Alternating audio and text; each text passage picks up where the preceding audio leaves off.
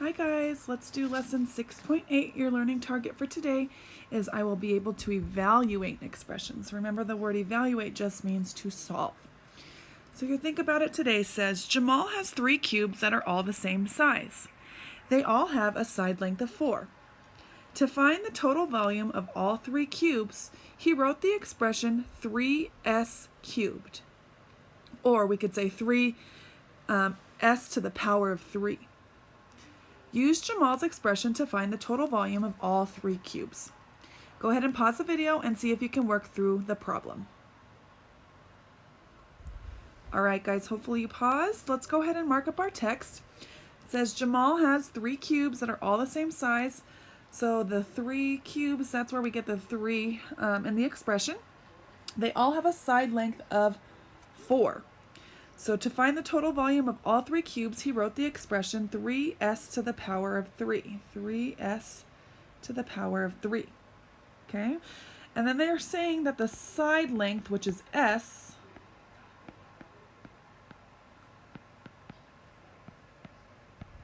equals 4. So in order to solve this problem and to evaluate this expression, we have to substitute s with the number 4. So I'm going to rewrite my expression 3s to the power of 3. Now if we go back and count how many expressions we have, remember we have multiplication happening right here, and then exponents count as an operation as well. So we should have 2 total operations for this problem, meaning we have 2 total lines. Alright, so the first thing that I'm going to do is I'm going to substitute s with 4. So I'm going to put 3. Instead of writing s, I'm going to put 4. And usually when you substitute a variable with an actual value, it's always a good practice to put that value inside of parentheses, as you see that I have done. Okay? All right, so remember we still have to solve according to the order of operations rules. Okay, so we have multiplication and we have exponents. Exponents comes first on PEMDAS, so I'm going to evaluate the exponent. 4 to the power of 3, remember means 4 times 4 times 4. I'm taking that base and I'm multiplying it the number of times that the exponent tells me. So 4 times 4 is 16, and then 16 times 4 is 64. So this value here is 64, and then we bring down the rest 3. So that was our first line of work. I'm going to switch colors for our second line, and now all we have left to do is evaluate the multiplication problem. When I multiply 3 times 64, I end up with an answer of 192. So the only thing I'm going to do is I'm just going to write an answer statement since this was a word problem. So the total volume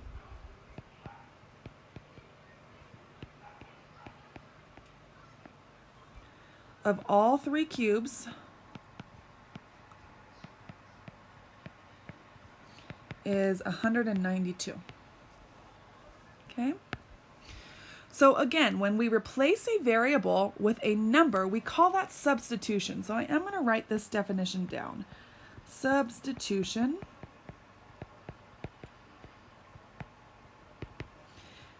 means to replace a variable with a number.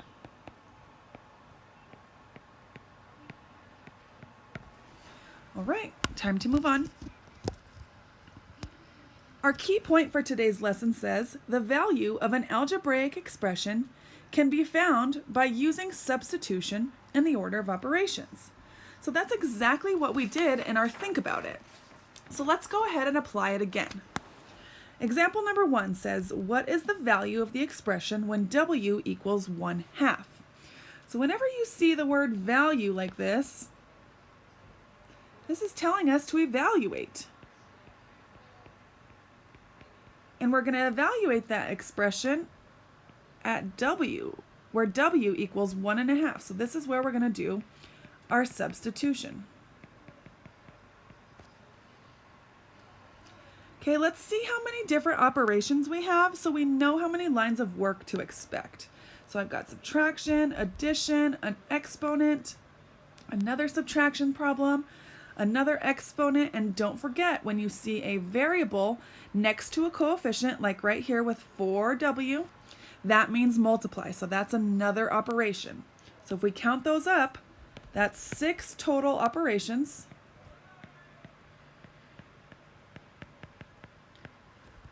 So we should have 6 lines of work.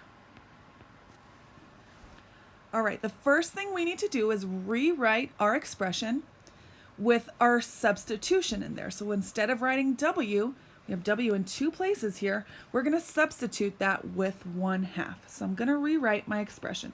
This will not count as one of my 6 lines.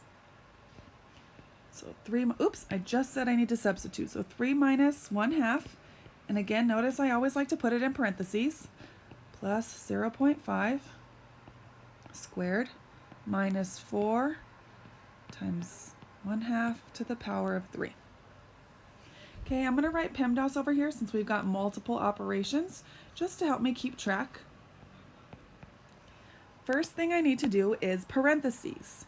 Now inside of my parentheses I have 2 operations. I have subtraction and I have addition. Remember, subtraction and addition are treated as equals and done in order from left to right. So we actually start with this subtraction problem here. So 3 minus 1/2 is going to give us 2.5, and I'm going to write that in decimal form. Now that's my one change that I make, and I bring everything else down.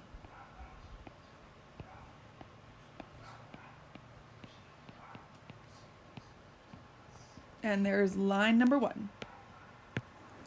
Line number 2, I still got to finish off what's in my parentheses here. We're going to add 2.5 plus 0.5, which gives us 3. It's my one change, and I rewrite everything else.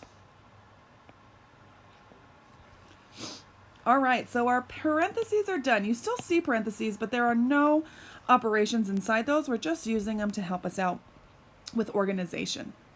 So the next order of operation would be exponents. So line 3, we got to start with exponents, and we have 2 different exponents, so we have to do them in order from left to right. So we start here with 3 to the power of 2. 3 to the power of 2 is equal to 3 times 3, which is 9. It's my one change, and I bring everything else down. We still have exponents, so I can't cross out my e yet, and we're now on line 4. So I have to cube 1/2. I'm going to come over here and do it to the side just so you can see. Remember, I'm taking my base, which is 1/2, and multiplying it by itself the number of times my exponent tells me, and that's 3. Then with multiplying fractions, we get to just multiply straight across. 1 times 1 is 1, times 1 is 1. 2 times 2 is 4, times 2 is 8. So 1/2 cube is equal to 1/8. That's my one change, and I bring everything else down. So we are done with our exponents. Now on to multiplication, which we do have a multiplication problem. We have to multiply 4 times 1/8. So I'm going to come over here and do it to the side. Remember, we change 4 into a fraction by putting it over 1 and multiply by 1/8. 4 times 1 is 4. 1 times 8 is 8. So we have 4/8, and we know that that reduces to 1/2. So 4 times 1/8 is 1/2. That's my one change, and I bring everything else down. Line 5, complete. We don't have any more multiplication or division, so on to our last operation, which in this case is subtraction. So I underline the problem I'm working with, and then 9 minus 1/2 is going to equal 8.5. And there's our 6th line. So after evaluating this expression, we get an answer of 8.5.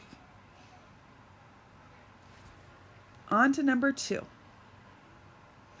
The formula for finding the volume of a cube and the surface area of a cube are V equals S cubed and SA equals 6 times S squared. What is the volume and surface area of a cube with a side length of 2/3 inches? Okay, so what I'm going to do is I'm going to write what my variable is, which we are going to be using S for side length, and my side length is 2/3 thirds inches.